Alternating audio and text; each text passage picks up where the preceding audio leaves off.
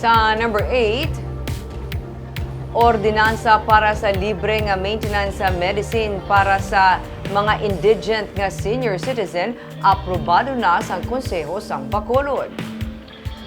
4 million pesos ang igatalana nga pondo para sa maintenance medicine nga libre nga ipanagtag sang syudad sa mga indigent senior citizens nga nagabatsyag sang diabetes kag hypertension.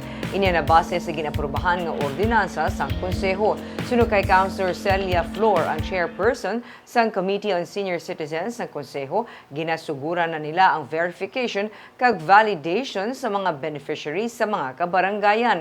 Ang resulta sa medical check-up kag reseta kabahin sa mga requirements para maka-avail sang libre nga maintenance medicine ang mga naga-edad 60 anyos pasaka.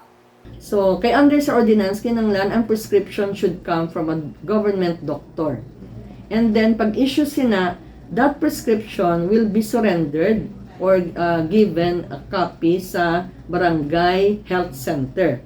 Ang health center, amo na ang ma-request sa city health office sang medicines na required. So number of patients, number of senior citizens na qualified, and then they will be given either weekly or monthly or